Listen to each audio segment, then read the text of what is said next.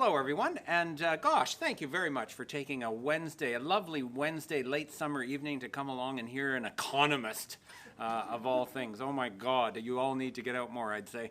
But it's very gratifying to see such interest in a topic like this. It's very important, obviously, to the future of our movement and the future of our society, frankly. And I have to say, you've been leading the way in WA. So tribute to you, Meredith, and your movement and the allies that you've built. I know there's folks from the Save Our Services Coalition and the other coalitions that you've been putting together, and that's the way to do it. You know, it can't be seen as a special interest group that's out there defending its own piece of the pie. It has to be seen as a social movement that reflects the broader social good. And I think that you've positioned that extremely well here and given everyone in Australia and elsewhere a model for how to fight to defend these things. So thank you very much for that. Center for Future Work, there's our website, research institute focusing on work, jobs, the future of work, fairness, wages, etc. There's my Twitter handle and our center's Twitter handle. You're more than welcome to join the conversation that way tonight if you'd like. I've come here from Canberra, okay? I'm from Canberra and I'm here to help you, right? You've heard that before, I'm sure. Yeah. I'm glad to be here partly because it means I'm not in Canberra, right? Because I was there for the budget last night and staying up, crunching the numbers on all that. So much better to be here with you folks and talking about what comes next. Because believe me, there's a technical term that for what went on in Canberra last night that we study in economics. It's called bullshit, and that's a term that means hypothesis unsubstantiated by empirical verification. Right? Okay, so popular education, I've learned this over the years, Meredith. You have to explain your terms as you go along. Anyways, we were crunching the numbers on the bullshit last night, and I've just got to take a minute before we jump into the privatization debate to talk a bit about that. Of course, we had, our blokey bloke common man, Prime Minister Morrison. I'm surprised he wasn't wearing, one of his caps last night to try and look at how ordinary he is. And now they're invoking AC/DC, right, as the thing. I heard AC/DC on the radio all day today of everybody jumping on board this back in black thing. So he, of course, is the guy who replaced a prime minister who couldn't name an AC/DC song. Remember that? So they're not actually blokey blokes. They're not actually the common folk. No matter how hard they try. But if I was going AC/DC, I wouldn't have done back in black. I'd do Dirty Deeds Done Dirt Cheap. Or perhaps Highway to Hell might be the more fitting one. But frankly, if I was to pick an entertainer to sum up the budget, it would not be AC/DC at all. In fact, I would go full Britney. Full Britney. Oops, I did it again. Okay, and what did they do again? Here's the thing, okay? For 6 years, okay, since 2013, coincidentally the year they came to power, wages in Australia have been growing at the slowest sustained pace since the end of the Second World War. Okay, that's quite a claim, and it's true. And every one of the budgets that they brought down during those 6 years, okay, of unprecedentedly slow wage growth, every year they brought down a budget that said, boom, wages are going to bounce right back up next year, every one. So I'm going to show you a graph that if anyone's hung over from budget night last night, you're not going to appreciate this one. This is a very interesting graph. This shows the actual course of wage growth in Australia over the last 6 years. That's the thick black line. And then the thin lines, like all these little kind of tentacles coming off of it, if you like, are the wage forecasts from every one of their budgets. Every one of their budgets now. I've updated this graph at 2 a.m. with the current forecast, this one there. So every year, as wages fell lower and lower and lower, the government comes out and says, good times are just around the corner. Wages are going to pick up in a very sustained and dramatic fashion. And that's very convenient in a budget because guess what higher wages mean for the treasurer? Higher taxes, right? And if it was true, we wouldn't mind. We don't mind paying a share of our wages if the wages are going up. And so it's very convenient on budget night for the government to say, yeah, wages are going up. It means they can make the numbers look better, like this so-called surplus. We actually aren't back in black. They're projecting that we will be back in black. It hasn't happened yet. It may happen. It doesn't matter, frankly, whether it happens. But it's still dependent on this incredibly robust assumption that wages are going to suddenly start growing like they used to. They used to grow at 3.5%, 4%, 4.5%, every now and then 5% a year. Some of you might even remember wage increases of that score, and it's only in the last few years that we've really, really dipped down. So, oops, I did it again. This is now the 6th forecast of their budgets that they've brought in. Each budget has 4 years of forecast, right? The two of the estimates and the 2 forward projections. So 4 years in each year, times 6, that's 24. That's why I got a PhD in economics, okay? I can just stand here and do that kind of thing. 4 years, 6 years, that's 24 years of forecast. Every one of them's been wrong. Okay, they're 0 for 24, and then this one's going to be wrong too. Obviously, it's already wrong. In fact, all they did this year, look at the numbers. The 2 lines, the orange line was last year, the dark blue line is this year. They're totally parallel. They took exactly the same numbers to the dollar and just postponed it a year.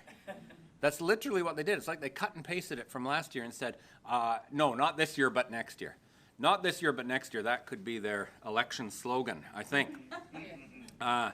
Anyways, it's a bit of a joke, except it's not a joke, because it actually means people don't have money to spend, which means, A, their households are under financial stress, B, their living standards are going nowhere, and C, the whole economy suffers as a result. So imagine if we had actually received the wage increases that were forecast by those successive rose-colored budget forecasts, right? Start in May 2014, when they brought down their first budget. That was the Joe Hockey budget, which we largely defeated, so good on us. A nasty piece of work. If you had, from that point on, earned the wage forecasts that they predicted, we'd be following the blue line. In reality, we're following the black line, about 2% a year, barely enough to keep up with inflation. And the difference is now $4,000. Average full-time worker today would be earning $4,000 a year more than they actually are if their forecasts had come true. So you can't just, however, make a promise in a budget and hope that the wages are going to happen. You have to have a plan and policies to make it happen, like a living wage, for example, like rebuilding collective bargaining, which is falling apart in Australia, especially in the private sector, like pay equity, and so on. And without that plan, their promise of wage increases is really just another bit of hot air. We did the numbers last night regarding this big tax cut that they say, tax cut targeted at low and middle income workers. And if you believe that, I have a bridge in the desert in Arizona that I think you might be quite interested in.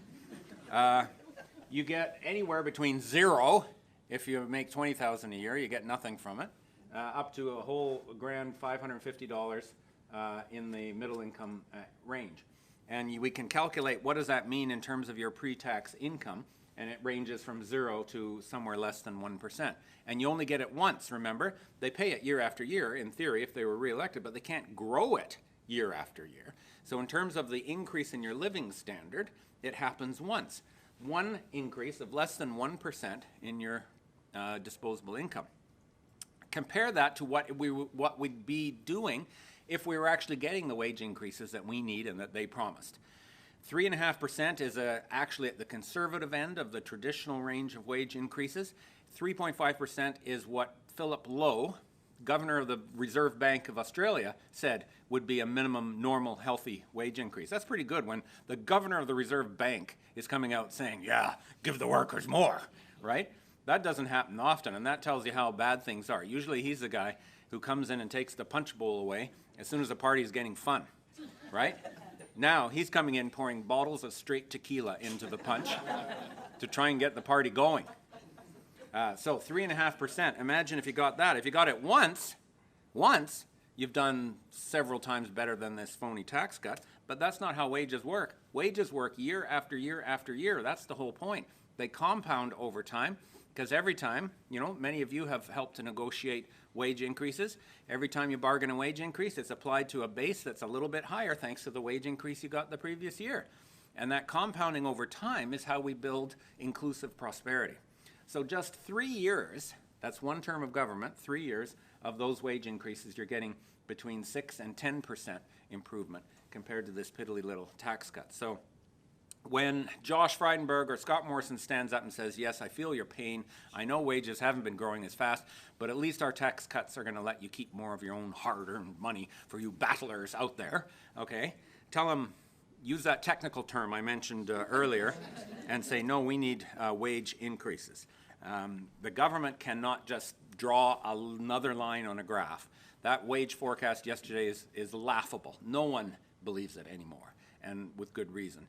We need an actual plan to get wage increases, and that's what the Change the Rules fight. And the big demo on Wednesday, how did you get Sally McManus here for the demo? Like, what is that about? It's like the center of power is shifting west or something. Yes. Wow. All right. Anyways, that's what that's all about. So that was I had to get it off my chest. I stayed up all damn night doing those numbers. I had to tell somebody about it. So, okay. There we go. Now, the topic at hand tonight, the many ugly faces of privatization. You guys have done a great job, as I mentioned, defending the principle of public ownership with the victory on the electricity system. Also, the victory on the land registry that I know the CPSU, CSA folks and others work so hard on. And the problem is, it's like Hercules fighting one of these monsters. You lop off one head, and lo and behold, another one shows up. And what's happening is because the architects of privatization are realizing they're losing, okay? They're trying to change tack. They're trying to rebrand. They're trying to dress up the same old ideas in new garb and hope that we're tricked by it. So that's what we'll go through tonight. So I want to propose a kind of operational definition of privatization that we can keep in mind so that every time we confront one of these new fads, one of these new, new outfits on the whole plan, we can come back to this traditional broad definition and see, does it fit or not? And it's simple. The whole idea of privatization is to organize things so that you can extract private profit from the operation and production of a public good or service. Okay, so you've got some kind of workplace going on, work is being done, value is being added, goods or services are being produced. Usually we think of the public sector in terms of services, but it doesn't have to be that way. The public sector can also be involved in goods production. For example, utilities is considered part of the goods side of the economy, and that can be public. There's all kinds of things that can be public. It doesn't just have to be services, but mostly the public sector does services. But we'll keep it general. Finding a way to extract profit from the production of public goods or services. That's the operation goal, if you like, of privatization, the general definition. And so let's keep this in mind, and then we'll come back to it as we consider some of the different things that we're confronting. So if that's the general goal, the interesting thing is, and the challenging thing for us, there's a number of different ways and a number of different places that that goal can be applied. And we should have a sense in our head of how it all fits together so that we can understand where it's happening, okay? So let's map out this whole process of producing public goods and services. So here's a workplace, okay? This one looks like an early childhood education facility. There's a public service being produced, but it could be anything. It could be a hospital, it could be a university, it could be a local government service of some kind, it could be a utility, okay? Here we are, work is happening, and the point is, of public services, the motivation for the production of public goods and services is to provide some benefit to the community.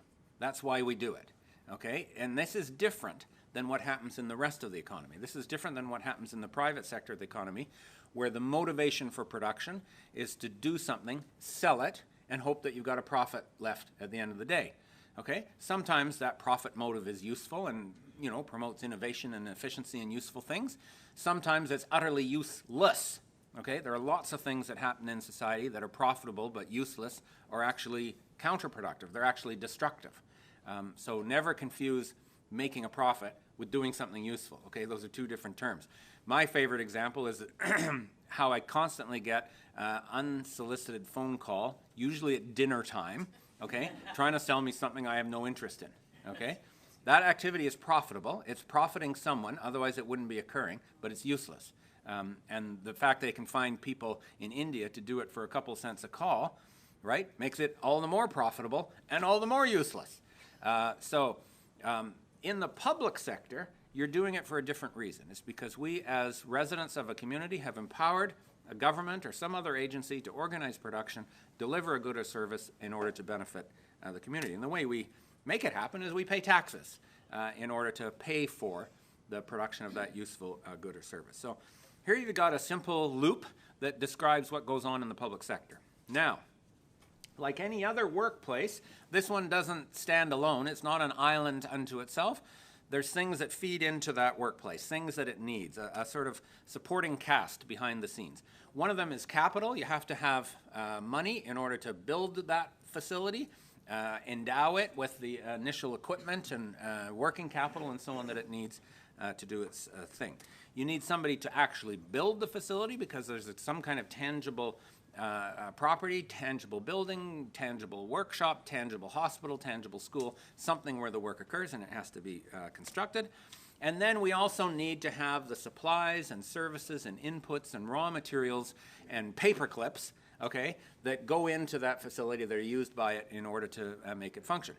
So this is kind of a supply chain, if you like, that feeds into the public sector operation, just like there's a supply chain that feeds into any private sector workplace. If it was a factory, you'd have a whole lineup of suppliers, you know, doing parts and materials and sub-assemblies.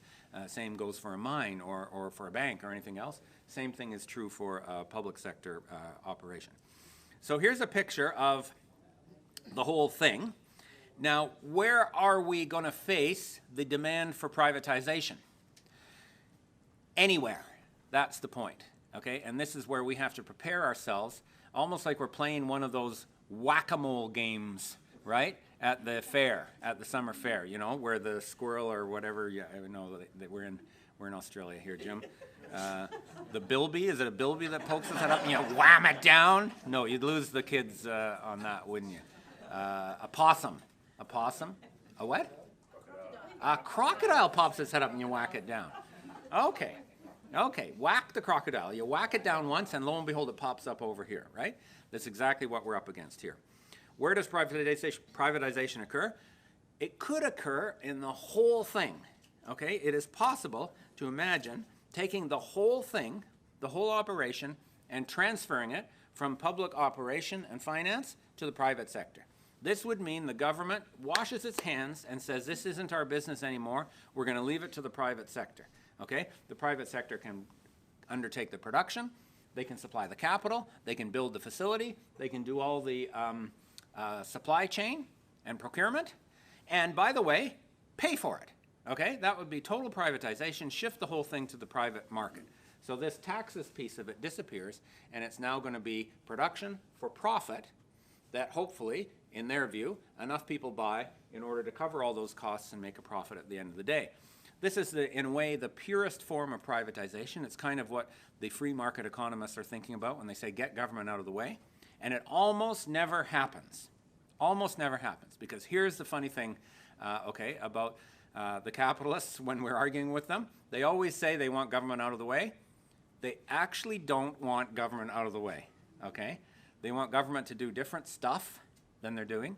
They want government to butter their bread instead of ours. But they don't want government out of the way.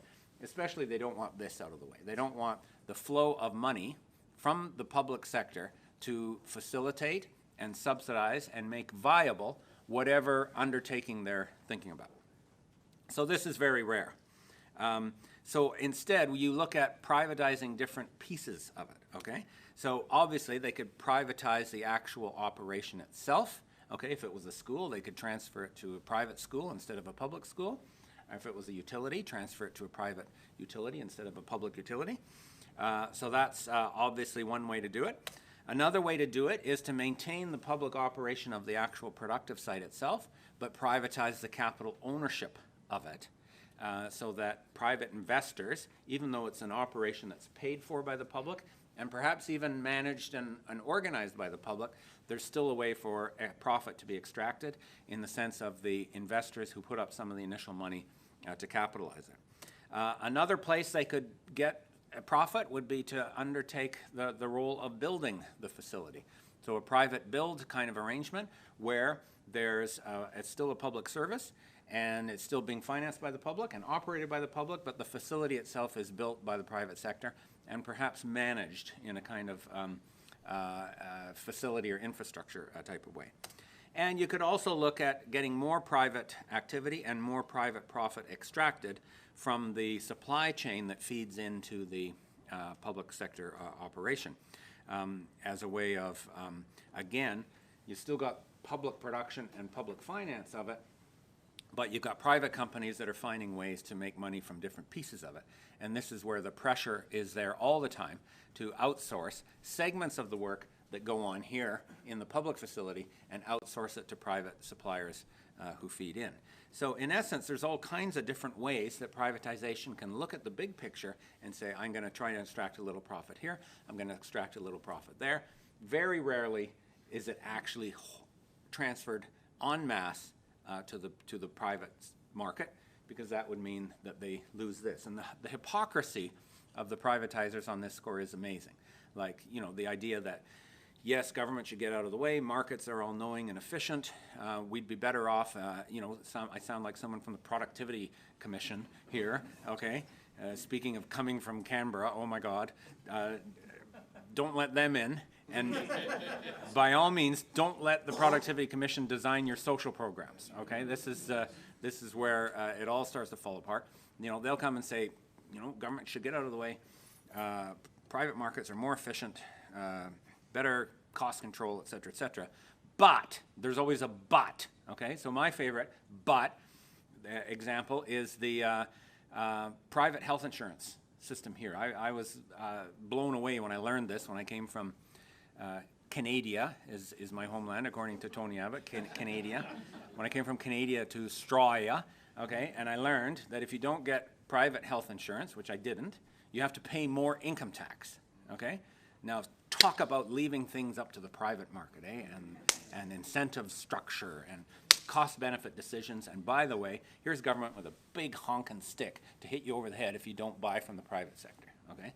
So that's one of many examples of hypocrisy you can see in property development or mining developments or all kinds of other things that have got big public money in it, while the architects and bosses talk about the rationality of the private sector. So just to sum up, there's all kinds of places to be looking for this. One would be full privatization of the whole thing and actually get government out of the way. Very rare. It's hard to think of an example of it. It's so rare. The closest I could think in Australia might be Telstra and the whole telecom thing.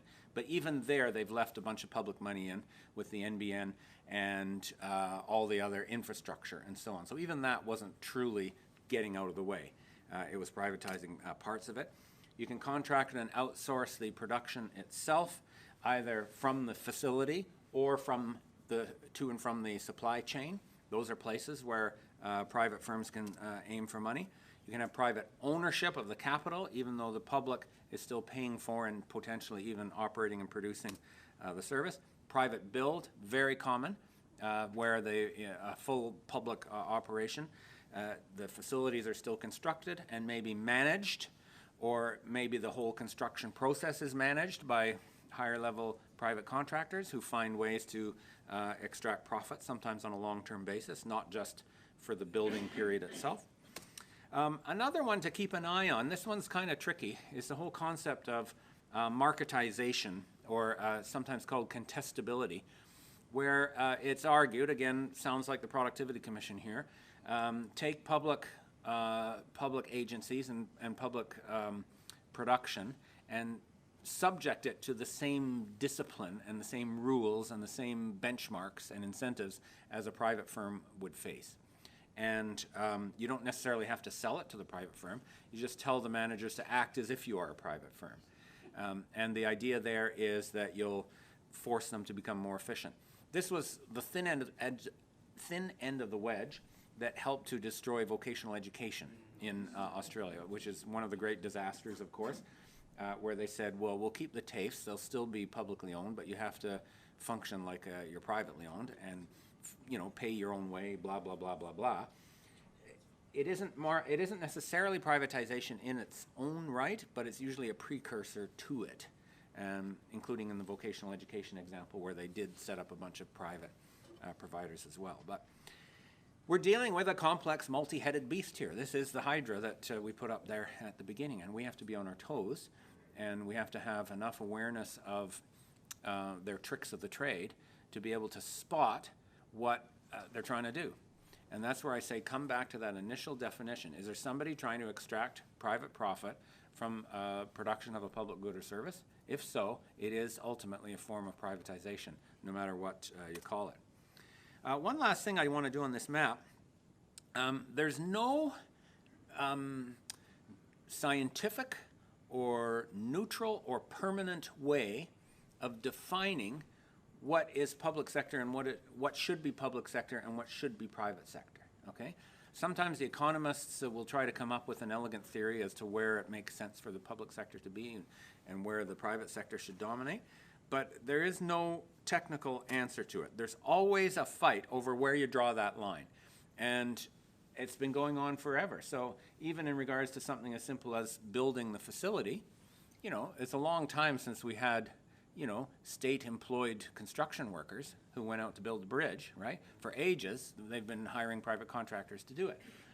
Likewise, it's a really long time since we had nationalized paperclip industry. Okay, in Australia, the public offices could buy their paper clips from, right? They go to Officeworks and buy the paper clips, just like the rest of us do. So there's no perfect answer, and it's always under debate. It's always contested where the line should be drawn between public and private spheres, and we're always going to have to be contesting that. The reality is, there's no perfect answer to what should be public and what should be private. And if somebody tells you there is, they're trying to trick you. What we should do is think about these different types of activity, and if there's a good argument why it should be public, either because the quality is better or the jobs are better or it's more democratic and accountable, okay, then we should feel absolutely free in pushing that argument and not accept any kind of prior assumption that the public sector should only be in here, here, and here. That we stop the tide, including right here in WA. Particularly in the 90s and the 2000s, Australia had a very aggressive, very far-reaching privatization program. In fact, in the 90s, there was more privatization here relative to GDP than any other Western capitalist country in that period. The only countries that privatized faster than Australia were the former communist countries of Eastern Europe, where they were selling anything that wasn't bolted down, and many things that were bolted down. Australia's record was quite extreme. Similarly, Australia has been a pioneer in some of these newfangled, dressed up, rebranded forms of privatization, public-private partnerships, for example, which are kind of not in fashion anymore, but they were intended to be a way of dressing up the whole idea of privatization. Australia has the third highest number of PPPs still today of any industrial country. And I've thought about that. Why did that happen? And I do think it's partly because of the influence of this kind of technocratic vision that there's a rational way to organize the economy. You know, the idea, what neoliberalism here was first called economic rationalism, you know, and it's still called economic reform. It's still described as economic reform. And you'll hear people, you know, obviously in the Murdoch press, but even elsewhere in actually respectable organizations, saying, what happened to economic reform? We still need more economic reform. You know, I agree, we need economic reform, but it isn't remotely what they're thinking about as economic reform. So that kind of pseudo-neutral technocratic language and ideology helped to get it through. So did the fact that much of the privatization occurred under ALP governments, you know, for various unique historical and political reasons. In a way, we've got more damage to fix here. This is just one picture of how dramatic it was. This is not a perfect measure of privatization, but it's an indicative one. This looks at the share of total operating surplus in the economy in the non-financial productive sphere, non-governmental sphere. So we're not looking at government and government agencies, healthcare, schools, etc. We're looking at the so-called sort of business side of the economy, and there was traditionally a significant public-owned sector, a public-owned share of that in things like transportation, communications, banking, and so on. And starting particularly in the 90s and the 2000s, you had a dramatic decline from something like a fifth of that part of the economy being publicly owned down to now just 5%. So a decline of over 3/4 of the public assets in that sphere of the economy. Again, not counting the operation of government itself or government services. 5%, that's 1/20th, so it's still a significant thing, in terms of the publicly owned utilities and publicly owned transportation services and so on that we still have. But we have a lot of rebuilding to do, and it certainly makes it all the more important to hang on to what we can. Now, when the privatizers are arguing why this is necessary, they always invoke this highfalutin economic jargon, usually. They'll argue that the private sector produces stuff more efficiently than the public sector, and generally don't go into a lot of detail about, how does that happen? What is the miracle that actually makes that occur? In terms of the private build end of things, they argue that the private sector is more efficient there as well, including managing the whole process to avoid cost overruns and so on. And, gosh, I've certainly seen that in action in the private construction industry in Australia. Like, for example, when the private construction sector decided to build 5 LNG plants all at the same time, 3 of them on the same small island. And I don't think there was too much of a cost overrun there. I think it might have been about a $200 billion cost overrun in that private sector efficient operation. The other one they throw out, of course, is that the government is broke. The government needs to sell off those assets in order to get money. Now, that's a very ludicrous and extreme version of it, but you still hear it. A somewhat more subtle version, because the reality is government is not broke. In fact, government cannot go broke.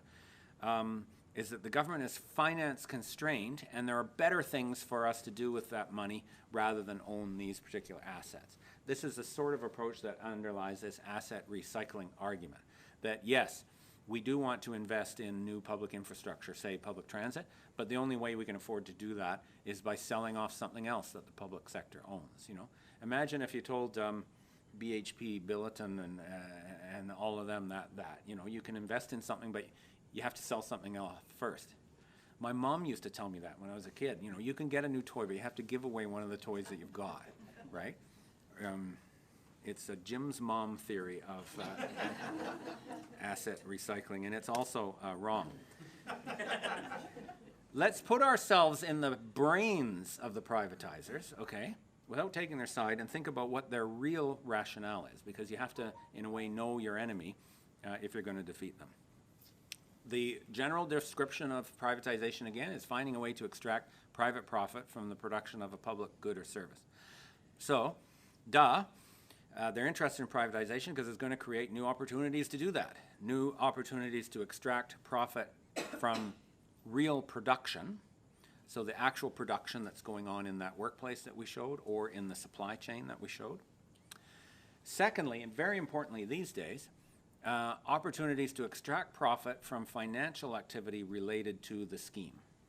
We live in a very financialized economy where the paper markets, if you like, or the paper economy, as I call it, the people who buy and sell pieces of paper, whether they're stocks or bonds or debentures or social impact bonds, a new cleverly named piece of paper, okay? They ultimately are just pieces of paper. They're claims to assets, and there's a whole industry called the financial sector that lives off of creating, selling, taking a big commission on, and then reselling and rebuying hundreds of times over, taking a smaller commission on each sale. And that's an enormously profitable activity, as we've seen with the banks. Privatization is an incredibly lucrative opportunity. When the government sells something and issues a whole bunch of paper, whatever kind of paper it is, typically the investment bankers they go to facilitate that process will take 3.5% of the whole deal. Okay, and you're talking billions of dollars. 3.5% of billions of dollars is a lot of money. So that financialized dimension is one we need to keep an eye on. Clearly, a motivation for privatization all along, sometimes again from the ALP governments that did it, is to impose some kind of discipline or some kind of downward pressure on workers, their unions, and labor costs. There's no doubt about that. That at times when, you know, it was felt the unions were out of control and wages were too high, and we had a wages overhang, they call it. You never hear about a profit overhang, I've noticed, right? That's what we've got today, no doubt about that. One way to solve it was to hand the problem over to the private bosses and have them basically, you know, suppress and exploit those workers as effectively as private sector companies do. And we have to be, first of all, cognizant that is part of their motivation, and I think we already knew that, and be ready to fight back about it. But with messaging that works for the public as a whole, right? We can't have our campaign seen as just us who work in a public sector place trying to defend our own decent jobs, right? That's a legitimate goal to fight for, but we won't win it if that's how if that's how the whole movement is phrased. It has to be to defend something that benefits all of society. This is an interesting one. There's always a group of, greedy wannabes in public sector management who look over at how much money they make as CEOs or assistant CEOs or assistant CEOs in the private sector and say, how come I'm not making that much money? How come I'm only making $200,000 a year when those people over there are making $1 million a year? And this can be really important as a motivator, especially because these people, the senior managers inside, have got a lot of influence over public policy and how it unfolds. I also think there's a broader kind of political economic project at stake here, if I can use such a phrase, to use privatization to shrink the public sector, give the public sector less power, less impact in the economy, perhaps cut taxes after the public sector's been shrunk, and generally reinforce a kind of animal farm ideology, you know, private sector good, public sector bad. The private sector creates value. The public sector is a giant hole in the ground that sucks money down, right? Nonsense, of course. The public sector creates value at least as much and more reliably than the private sector creates value. And the public sector measures its value in terms of actual human well-being that is created by their services, as opposed to inflation in a stock market valuation. Did you see, by the way, I got to get this off my chest, this thing in the Australian on the weekend, this glossy magazine with the 250 richest sons of bitches in the land? Oh, that was nauseating. Oh, the guy on the front who is the richest person who now just beat out Gina Reinhardt, what's his name? Pratt. And then he's there, and he's sitting there like a capitalist, you know. That was this thing. There's so many pictures of these guys on yachts, swimming in a swimming pool in their full tuxedo, and celebrating, just celebrating excess. Really, it was so nauseating. And Pratt was on the front, you know, sitting there like this in a big chair, and he had socks, and you could see the socks were custom-made socks that had his own face all over his own socks. Can you believe that? And could you imagine? Yeah, he was in his big castle, exactly, yeah. So we can tell which socks are his. Yeah. So we can tell which socks are his. That was the true thing. Well put. Those 250 people have combined wealth of $320 billion. I went through and added it up. The bottom 20% of the Australian population, so that's about 6 million people, have combined financial wealth of $32 billion. So those 250 people have 10 times as much wealth as the bottom fifth of our society. And when John Howard said that, he said inequality is a myth. Apparently that's... They work hard. In a way, we've won the debate over whether privatization is good or not.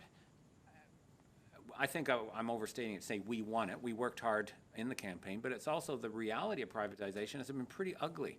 And people have experienced it through their own lives, what privatized electricity means, privatized phone companies mean, other privatized services. So this is a poll, this is a couple years out of date from 2015, but I don't think the numbers have changed a lot.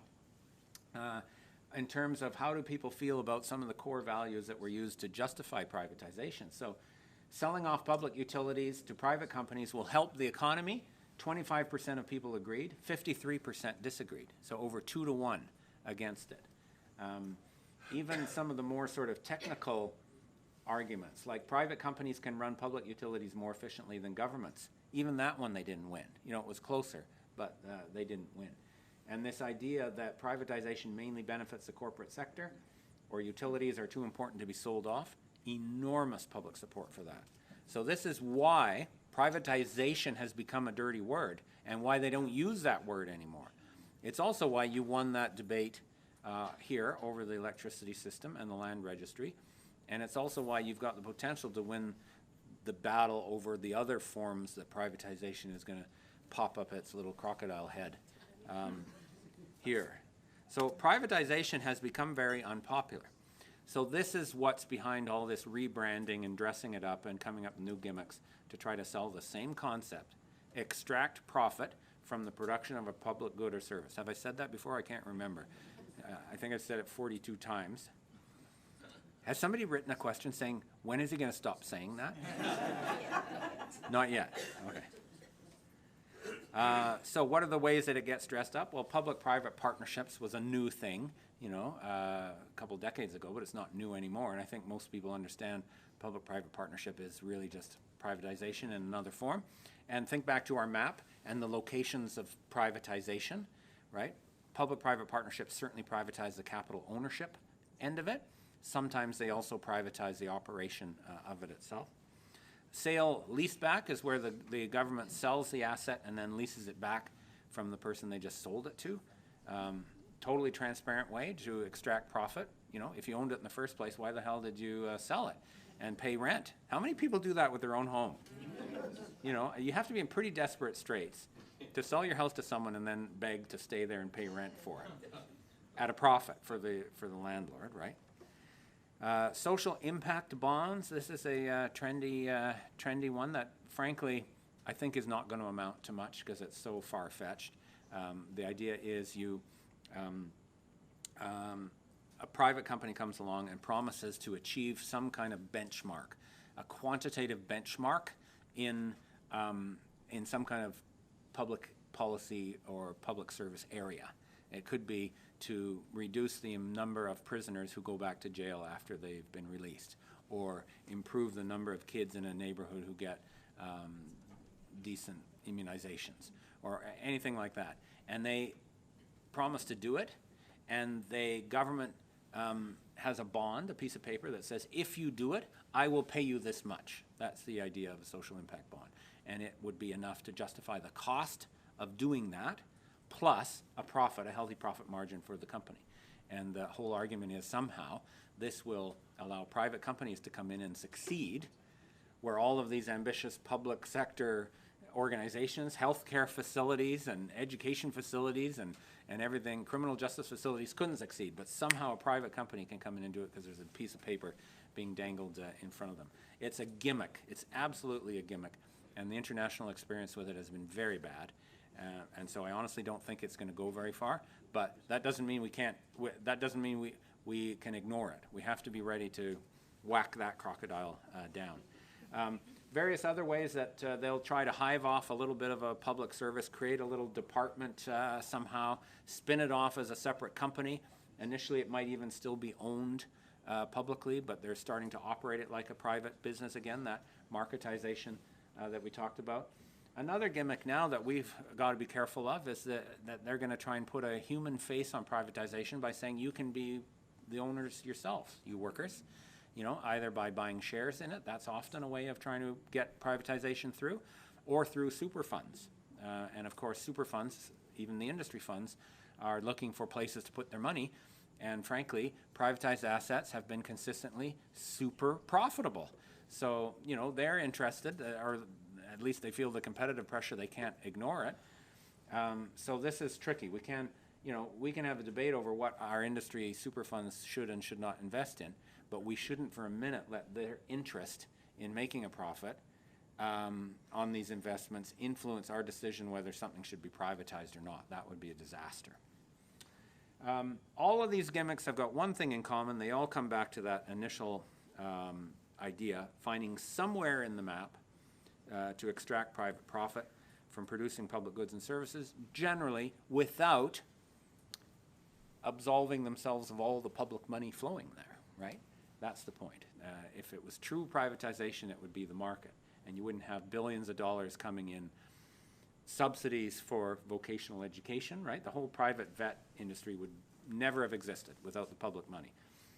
Early childhood education, aged care, now the NDIS, all ways that public money for a purportedly decent purpose is being sidetracked into supporting private profit. Now, let's talk about some of the gimmicks that we're facing here in WA. I've heard that since you successfully defeated the drive to privatize Landgate, now the government is looking at the idea of a private partner to run it for 40 to 50 years with all these exclusive rights in terms of what they would do with this money machine, really. A land registry is a pretty good money maker because, you know, first of all, you're providing a necessary service to make the property market function and make communities function. And it isn't that complicated, really, to run a good land registry. So you're going to give it over to someone else for 40 to 50 years. They're going to get paid handsomely, have all this power. They're going to be the only ones who know how to run it at the end of 40 to 50 years. That's one of the problems, right? So what is that? That is so transparently just another way of doing the thing that they tried to do in the first place. And I don't know, honestly, what their rationale is. I don't know if it's technocrats in the Treasury Department who are so obsessed that this must happen, or if they're actually making a political judgment that they want to get the money up front from it. It's a money loser for government in the long run. It absolutely is. New body, Infrastructure WA, an agency to oversee the infrastructure program in the state, which in and of itself is a good idea. We need more planning and integration and intelligence brought to infrastructure spending so that it isn't a politicized thing that gets turned on the year before an election and turned off right after. It's all of this talk about alternative financing models that is a danger in this one, because they're clearly looking for ways to involve private capital, and it's just going to be a public-private partnership by another name if that happens. Apparently, the WA Chamber of Commerce and Industry is interested in this social impact bond idea to resolve complex issues. You know, I'll tell you, a complex issue is all the financial speculation that happens with all these pieces of paper. If you want to resolve complex issues, stop giving them more money to play with. And then there's a push from some segments of local government, probably those senior local government managers who are pissed off that idiots in the private sector make 5 times as much as they do, who want the same opportunities, you know, and or possibly from local governments who think they can sell it off and get a cash windfall or whatever. So they're thinking of kind of setting up independent business-like bodies to run certain parts of local government services. Now, in and of itself, that may or may not constitute privatization, and in the hands of a good government that was ambitious at expanding what government could do, these things could be beneficial. There's lots of cities in the world where you've got publicly owned subsidiaries of local government that do all kinds of things. Run publicly owned transit, develop publicly owned housing, manage publicly owned property, taking advantage of the benefits of public transit and so on. Somehow I think that's not what they have in mind here. It could very well be a precursor to trying to privatize a thing, or to get some of the benefits of privatization, including suppressing labor costs, without actually privatizing it. So let's be honest about all of these gimmicks. They are absolutely consistent with our broad, simple definition of privatization as finding ways to extract private profit from public activity. What have the consequences of privatization been? A long list, and it's the real reason why privatization has become a dirty word. You got enormous duplication when you take something that could be done sensibly through an integrated public operation and break it up into different overlapping, competing private operations. Enormous cost and waste with all of these things that private businesses have to do, market their services, administer contracts, all of the management bureaucracy. We did, through our center, a study on the costs of electricity privatization that we published late last year, and just added up the number of marketing staff that were hired by these private electric utilities, okay? So, light bulb on. I didn't need someone to come and market electricity to me, okay?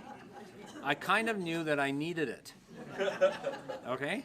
Yet the number of marketing staff grew like by 350%. The number of other managers grew by 250%. The number of people actually doing productive work grew by 20%. And overall labor productivity declined by almost 40% after privatization. So this whole idea that the market knows how to do things efficiently is absolute bullshit. I mean, I won't even use that in a technical sense anymore. I'm just calling it what it is. Higher cost of capital. Private investors pay interest rates more than twice as high as what even state government has to pay. And on capital-intensive projects that last for years, those interest costs are enormous. You can double the whole cost of a project because of the compound effect of the higher interest rate. And they're going to get it back. They're going to get it back by cutting quality, charging higher fees. Obviously, lots of corruption and dodgy practices. My favorite was the private vocational trainers who sucked all kinds of students in. You know, have a free iPad from government nominally in the first place. They did it. And it was an absolute, utter, corrupt waste, purely driven by the private market. Okay? So there's a good case study of how the market doesn't work. And at the end of the day, if they collapse, and they often do, that certainly happened with the vocational trainers, and it happens with all kinds of other things, the state is always there to pick up the costs, and they will be. There's no doubt that the profit is private, but the risks and costs are socialized. And it's because these things are providing an essential public service, and we need it. That's the whole thing. So when the private producer goes bust, we will demand, and rightly so, that our governments go in and pick up the pieces. And we'll say, why the hell did you privatize it in the first place? Okay, but in the meantime, we still need this. So my top three are, I think I've pretty well touched on them all. Electricity generation is just a fiasco and just a waste. Vocational education. Oh, my third one is employment services. This one where we're going to pay people by the head who go in to look for a job. And I discovered this because I didn't know how this worked, because when we first came here, my kid actually finished school and then was looking for a job. And in Canada, you would say, go to an employment service office and they'll help you find a job. But my kid wasn't on New Start, and they wouldn't even let him through the door because they can't make money off it. And that was when I suddenly, it took me like 3 weeks to figure out this is not a public service, actually. This is something else. And also a disaster in terms of the actual outcomes and the disservice that's done for people who are trying to find work. I will make reference to this report, the costs of market experiments. It's a good case study in how privatization doesn't do what it's supposed to. It talks about the decline in productivity, talks about the cost for all of us, right? All of those wasteful marketers and administrators and contract lawyers have to get paid, and they get paid by us. This is why electricity has gone up. It's got nothing to do with renewables. Nothing to do with renewables, and everything to do with waste, duplication, and the profit motive applied to what should be a centralized public utility, okay? And this $75 that the government's going to give people once doesn't start to offset the $200 per household per year that we all pay in the deadweight excess cost of that wasteful system. The government backed down today on the New Start people, on that $75. That is interesting. That shows they're on the run, I think. That shows, again, we are winning the arguments. Let me finish off. I'll just quickly run through a few of the myths that they use to justify this whole charade. Government is not broke. Government cannot go broke.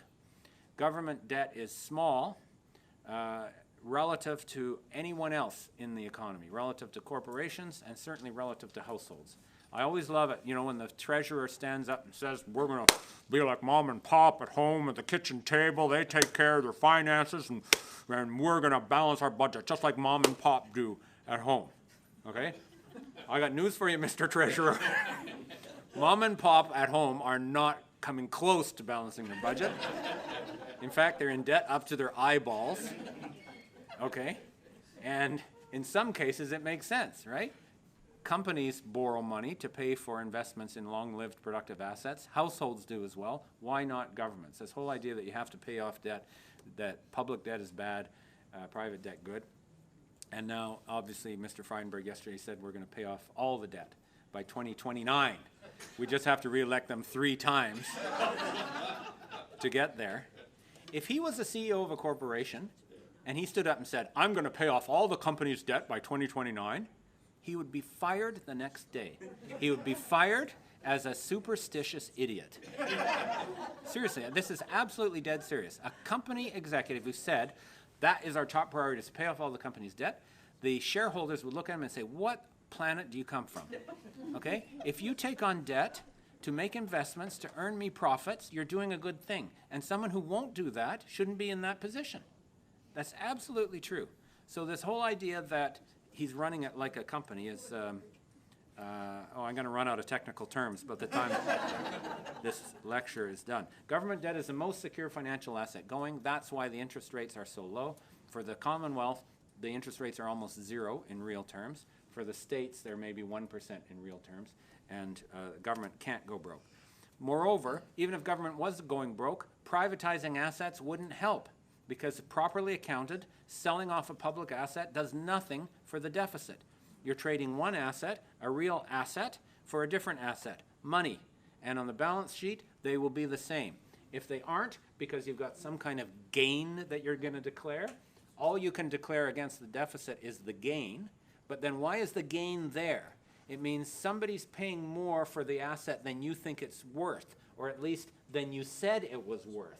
So then why were you saying it was not worth that much in the first place? Okay? So it's got nothing to do with paying off the deficit. Private production is not more efficient. Okay? It may be cheaper, particularly if they drive down labor costs under private ownership. But in real economic, operational terms, there's nothing efficient about these overlapping private structures, the wasteful activity that they undertake.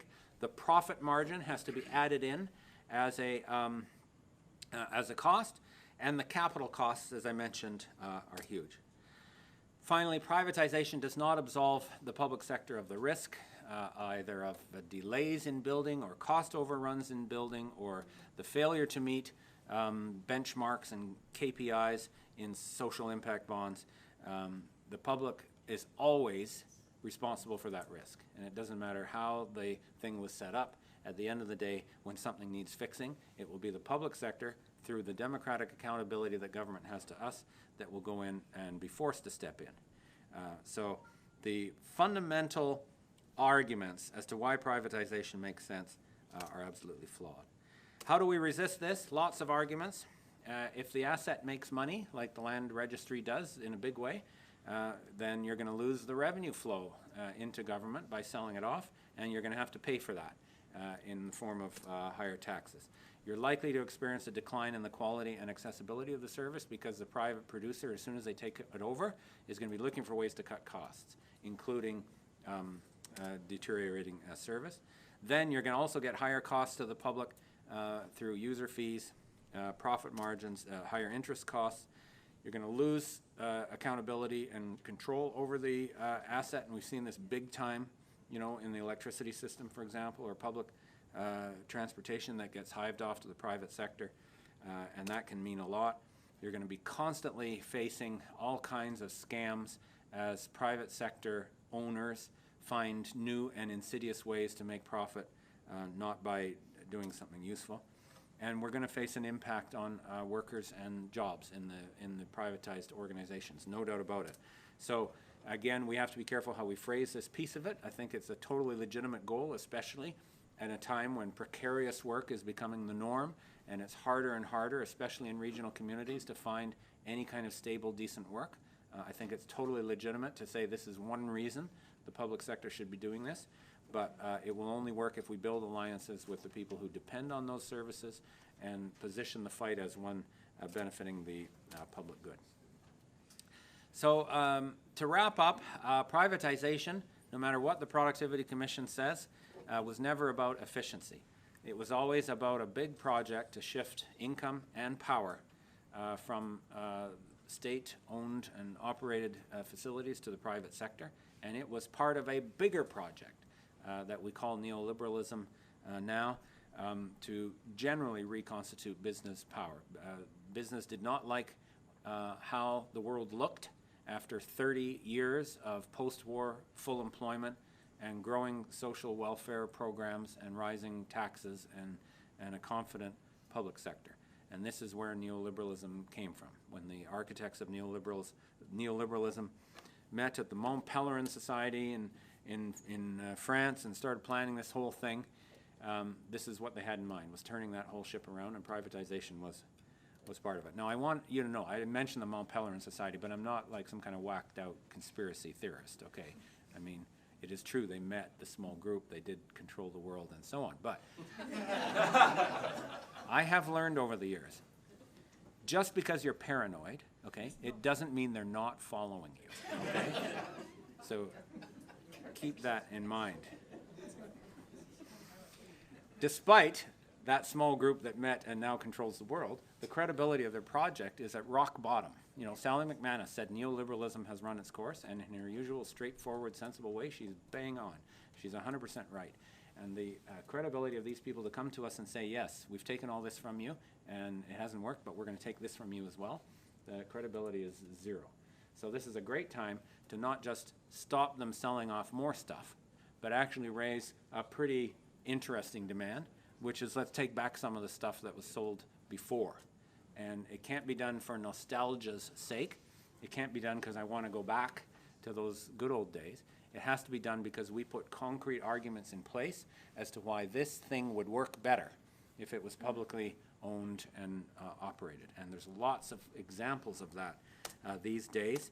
The utilities in Germany were all privatized, and now there's an enormous movement that's remunicipalizing them, buying back the water and the sewers and the municipal electric utilities with that exact idea.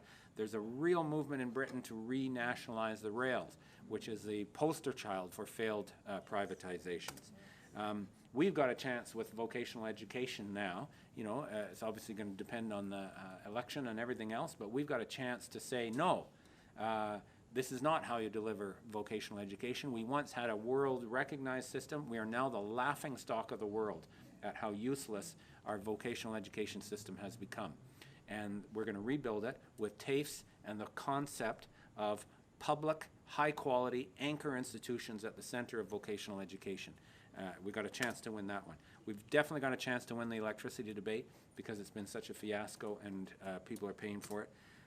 We got this whole bunch of rabble-rousers in America, of all places. I'm kind of jealous. I mean, I grew up in Canada, you know. In Canada, we spend our entire lives patting ourselves on the back for being better than Americans. You know? In fact, half of us have repetitive strain injuries from doing this. In fact, I think a few Aussies have this same repetitive strain industry. You know, I love this. Inequality is horrible here, but at least it's better than America, you know, which unfortunately isn't saying much. But anyways, here they are raising the idea as part of a bigger package of putting people back to work and rebuilding communities, public ownership in all kinds of ways, transportation, housing, and more. So I don't think it's just my trade union Prozac that I take in the morning. I think I actually feel optimistic that we can win this debate, and you guys have shown us right here that you can win the debate. So thank you for that. Thank you for the fight, and let's make it happen. Thank you very much.